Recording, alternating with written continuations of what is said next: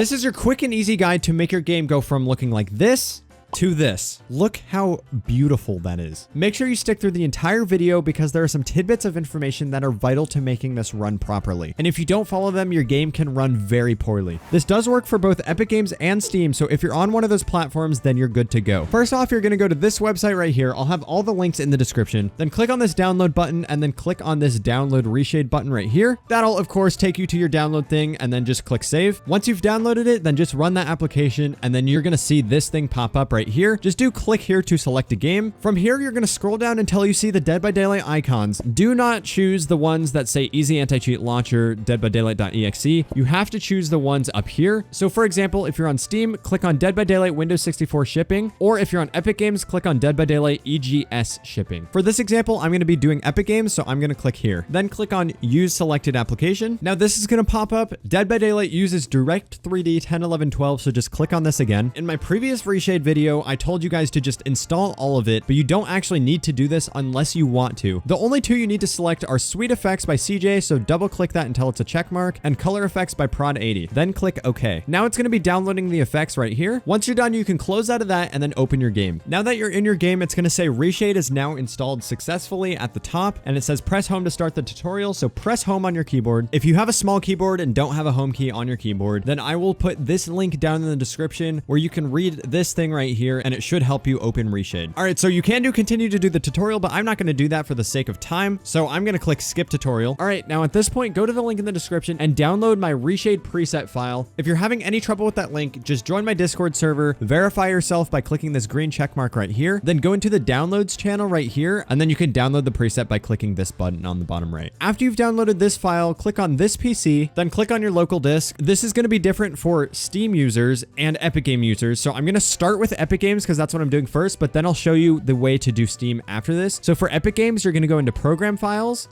Epic Games, Dead by Daylight again, Binaries, EGS, and then from here, you're just going to take this file that you downloaded, drag it into here, and then you are good to go. For Steam users, you're going to go to your local disk, Program Files 86, scroll down until you see Steam, then click on Steam Apps, Common, Dead by Daylight again, Binaries, Windows 64, and then just drag it into here. Now that you've done that, you can go back into your game, click on the little reload button down here, and then click on the Reshade preset box right here, and you should see Kaido preset.ini show up. Click on that, then click on select, and it should give you all of my settings right then and there. Now, some of you may want to tweak it a little bit to your own liking. So in that case, click on the collapse all button at the top right here, and that'll collapse all of them right here. And then I'm going to talk about each of these effects to show you what they do. We're going to start off with lift gamma gain. This basically increases the brightness of the screen. So you can just mess with these settings, but basically the top one is to lighten shadows, the middle one is to lighten midtones, and the bottom one is to lighten highlights. So for example, if I want to change these midtones, you just click and hold to change the brightness of the screen. So obviously this is making it darker, but then you can click and hold on the right side to make it lighter. And then you can do the same with the other two. Then when you're happy with that, close that and then go into Luma Sharpen. This essentially just sharpens the edges. So for example, if I turn this all the way up, you can see how sharp that is. And it's honestly kind of hurts my eyes. So you can mess with that. If I turn it all the way down, it looks really blurry to me. So I like to keep it around 1-ish because if you keep it around 1, it makes it look crisp, but not too crisp. When you're done tweaking these settings, you can close out of that and then go into SMAA. This is anti-aliasing, which smooths out the edges to make it look cleaner. A lot of people don't actually like this because they think it makes it look blurry. This setting is basically barely noticeable, but like for example, if I change the corner rounding thing, you can kind of see on some of the text how it changes a little bit, but it's really just a tiny thing to make your game look a tad better. I'm going to close out of that now, and then Technicolor. This is essentially how colorful your game is. So I like to increase the saturation a little bit. If you think it's too colorful, just turn this middle slider down and it'll obviously turn down the saturation, or you can turn it up if you want it to be a little more colorful. I personally think that hurts my eyes, so I like to keep it around here. And then you can also adjust the strength too, which kind of does a similar thing. And then the brightness slider basically just increases increases or decreases the brightness of the colors. So if you want it colorful, but not like in your face colorful, you can kind of turn this down and then turn the saturation up. And then it's colorful, but it's not super bright. I like to keep it a little saturated, and I like to keep the brightness all the way up. Then close out of that and go into vibrance. Vibrance is basically the same thing, just for a different array of colors. So I like to boost it just a little bit. But of course, if you didn't want to change any of these settings and you want it to look exactly the way mine looks, just keep it at the default preset right here. If you did change something accidentally, just go back into your downloads folder or re-download the preset and then just follow the tutorial again and replace it. Now that you're done with that, make sure you turn on performance mode. Then you can press home to close out of that, and then you're good to go. There is another thing I want to mention. If you go into your settings tab and then go to where it says effect toggle key, I like to turn that onto the end key, but you can do whatever you want. Some people do like shift F2, some people do shift F3. I like to keep it on end. And then once you have that, now whenever you press end, it toggles your filters. So if you wanted to turn it off for whatever reason, you can. If you wanted to turn it on for whatever reason, you can as well. Now you can press your home key to close out of it. And there you go. There is your reshade tutorial, but don't leave yet because I have another bonus tip for you guys that'll make your game look even better. For this, you're going to want to close out of your game, then do Windows key R, and it'll bring up this little run dialog box. Then type in %local app data %, then click OK. Then scroll down until you see Dead by Daylight. Click on that. Then click on Saved, Config. If you're on Epic Games, click on EGS. If you're on Steam, click on Windows No Editor. So because I'm doing Epic Games, I'm going to click on EGS. Then double click on GamePlayUserSettings.ini. This will bring up a ton of different settings, and I'm just going to go through the important ones for you. If you want my exact settings, I will leave a link to this in the description and also in my Discord server. And then you can just take that, drag it into here, and then replace the file. But for starters, we're going to start with this right here, the scalability groups. These are basically just your graphic settings, but expanded so they're more customizable. For resolution quality, you're almost always going to want to keep it at 100%. If you have a beefier computer, you can turn this up a bit. I like to keep it at 135 because I have a pretty good computer, but that does use a lot more resources because it's basically stuffing in extra resolution into your game, which can slow down your computer a lot. So if you're on like a medium end build, just keep this at 100%. But if you're on a higher end build, you can play around with this, raise it a little bit to see what you like.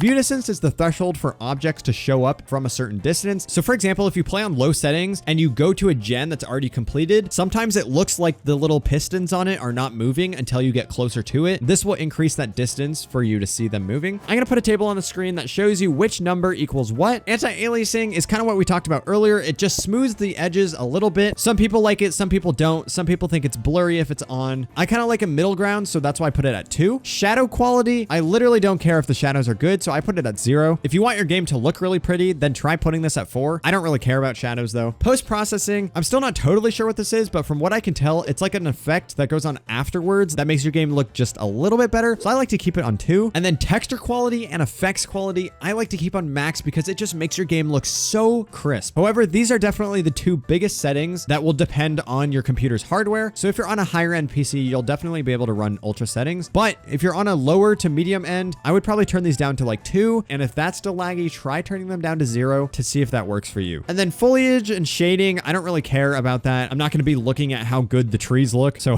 I just turn that to 0. Same thing with shading. It's kind of like shadow quality. And then animation quality, I literally have 0 idea what this is, so I just keep it at 2 in the middle. All right, scroll down until you see FPS limit, and then right click on your desktop, click on display settings, scroll down until you see advanced display settings and click on that. Then whatever this refresh rate says, so mine is 144 hertz. Some people may have 60 hertz, some people may have 165 hertz, whatever it is, just go back into here and change the FPS limit to the refresh rate of your monitor. This will ensure that you get the max amount of frames possible. Now scroll down until you see VSync right here. Turn that to false. Just turn it off.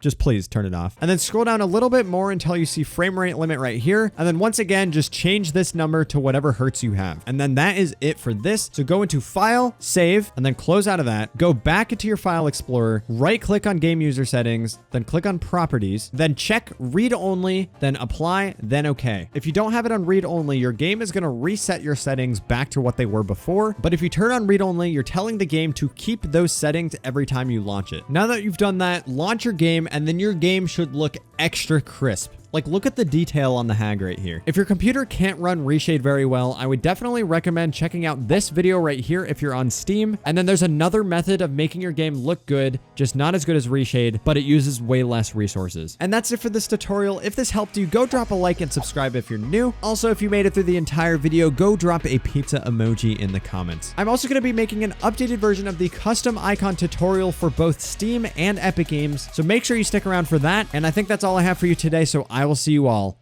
in the next one. Peace.